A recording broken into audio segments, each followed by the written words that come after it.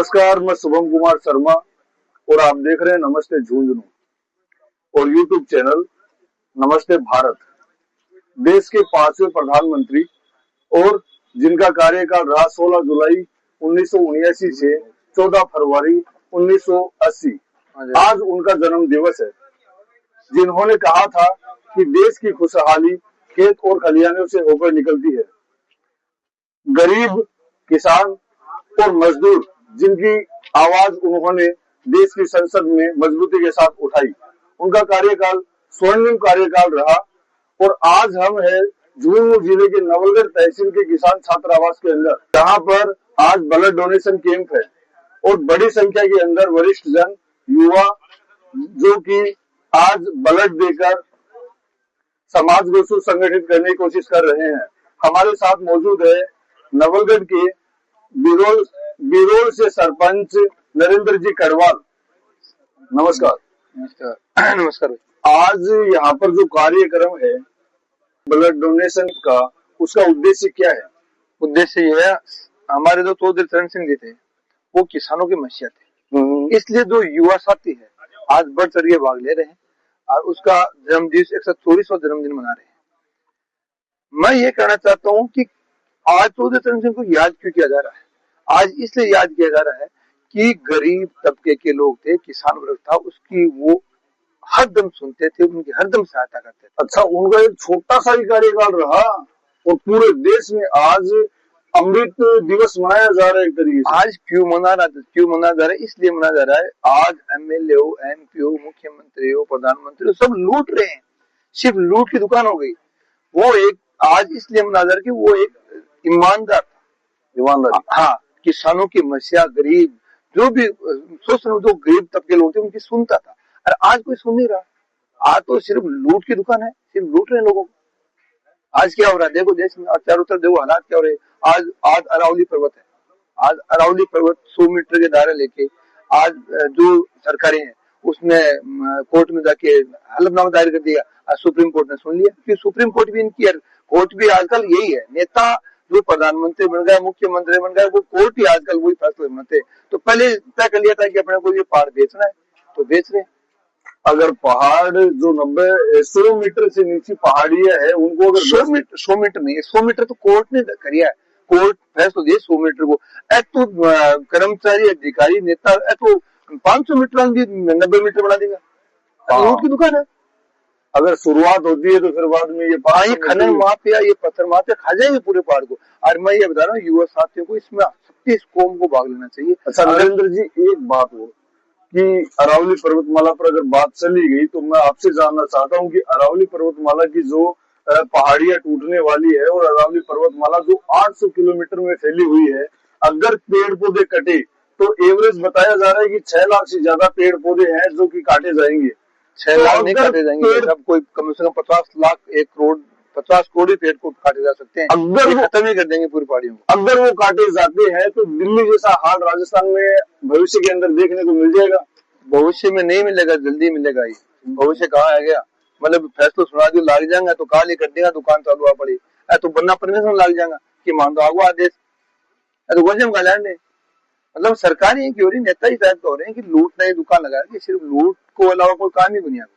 और मैं को पहाड़ अरावली पर्वत खत्म हो जाए तो मैं आखना चाह रहा हूँ कि लोग आने वाली जो पीढ़ी है वो सब नष्ट हो जाएगी। सब बोना टाइप कर जाएगा, 2 फुट 3 फुट तो बढ़ा होगी।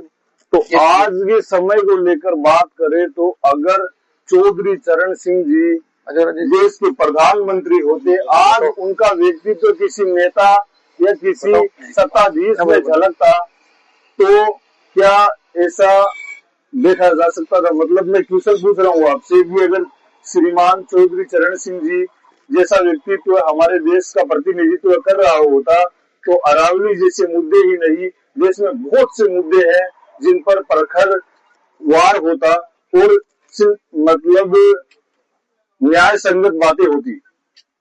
बताइए। चौधरी चरण सिंह जी साहब थे ना, उस समय क्या है कि राजनीति का जो स्वरूप था वो अलग था। वो साधारण कपड़ों में होते थे, खादी के कपड़े होते थे और वो जब घूमते थे तो उनके खादी का थैला होता था, उसमें उनके कपड़े होते थे और वो साधारण थे।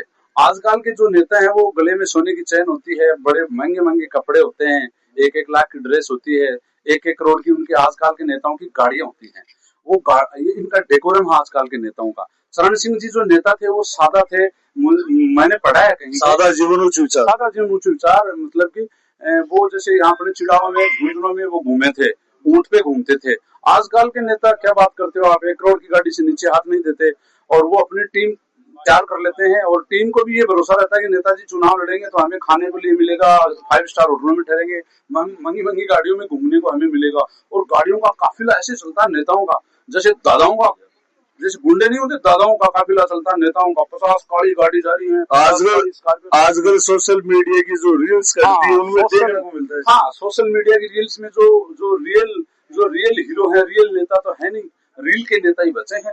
और ऐसी 100 गाड़ियां दौड़ती हुई चलती हैं। अगर कोई हार्ट पेशेंट आ जाए उनके नजदीक काफिले के तो वो मर जाए, उनको क्या मतलब। जैसे कि बात करें अपन चौधरी चरण सिंह जी का आज जन्म दिवस है और चौधरी चरण सिंह जी का जो जन्म दिवस है, अपन बात करें आज के समय को लेकर तो जो नेताओं का एक तुलनात्मक अध्ययन है उनसे, तो वो कैसे प्रखर समाज में उतर सकता है।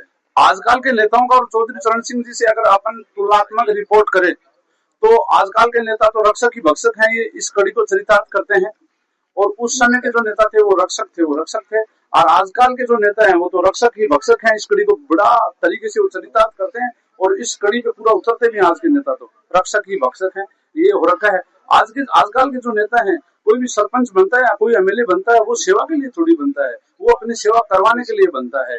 आजकल के जो नेता है वो व्यापारी लोग नेतागिरी में ज्यादा आ रहे हैं। पहले नेतागिरी में वो आते थे जो 60+ लोग होते थे और उन्हें जो समाज को कुछ देना होता था, जैसे विचार देना है, अच्छा राह देनी है। आजकल के नेता है उनको देना थोड़ी है। आजकल के नेता सब व्यापारी हैं, उनको व्यापार सेट करने हैं, अपने बच्चों को सेट करना है, अपनी राजनीति सेट करनी है।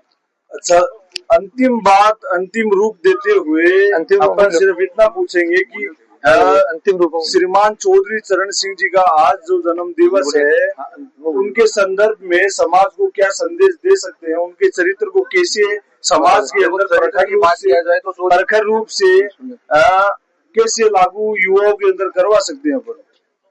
देखो, तो लागू करवाने की आवश्यकता बिल्कुल भी कतई नहीं है। एक तो क्या है कि किसी भी महापुरुष को अगर जानना है तो उसकी जीवनी अपने को अच्छे से पढ़नी होगी। अब जैसे उनको विचारों को समाज में कैसे फैलाया इस प्रकार जा सकता है। चौधरी चरण सिंह जी का जब हम अध्ययन करते हैं तो अध्ययन करने पे उन्होंने उत्तरोत्तर विकास का कार्य कैसे किया समाज के अंदर, और कैसे समाज की में जो हीन भावना है, पूर्णता की स्थिति है, उनको कैसे हटाया और कैसे किसानों के लिए उन्होंने कार्य किया। उनका लगभग प्रधानमंत्री कार्यालय 10 महीने का था और 10 महीने के अंदर उन्होंने कैसे कितना अच्छा सुदृढ़ कार्य किया किसानों के लिए, और किसानों की मजबूती के लिए क्या कार्य किया, वो उस पर मनन करना आवश्यक है। उसे अमृतकाल के नाम से जाना जाता है। जो चौधरी चरण सिंह जी ने किया वो कोई बिरले ही लोग होंगे, और चौधरी चरण सिंह जी जैसा कोई नेतृत्व करता आज तक आया नहीं है, मेरे ख्याल से आएगा भी नहीं।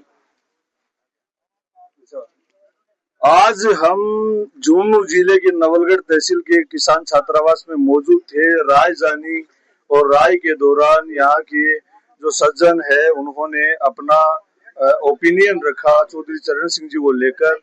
मैं सिर्फ इतना कहना चाहूंगा कि चौधरी चरण सिंह जी का जो अल्प काल जिनके अंदर उन्होंने ऐसे सुदृढ़ कार्य किए, समाज को उनको पढ़ना चाहिए, पढ़कर अपने विचारों और अपने मस्तिष्क में उतारने की कोशिश करना चाहिए ताकि समाज अपना आदर्श समाज बने। नमस्कार, मैं शुभम कुमार शर्मा और आप देख रहे हैं नमस्ते झुंझुनू और यूट्यूब चैनल नमस्ते भारत। करता है इसी प्रकार से उन्होंने सबसे पहले खेती जमींदार से लेकर के किसानों को दी, उसके बाद में लगान लाभ किया, फिर बचने के लिए जमीन दी, फिर बजट देश का उनका सोच था कि हिंदुस्तान गाँव में बसता है, गाँव का देश है, गांव जब तक ऊपर नहीं उठेंगे तब देश खुशहाल नहीं होगा। इसलिए सबसे पहले जब वित्त मंत्री बने 40%, जो 14% कोटा आता था गांव के लिए, उसको 80 की मांग थी लेकिन 40 किया, और 40 आने के बाद वहाँ ग्राम विकास मंत्रालय बनाया गया। डीआर उसी का नमूना है। चौधरी साहब जैसे ईमानदार, कर्मठ और चरित्र के धनी कोई नेता आज तक नहीं हुए हैं। पैसे को कभी नहीं समझा, उनके जमाने में 5 रुपए रिश्वत देना भी लोग डरते थे और कहते थे कि चौधरी का जमाना है।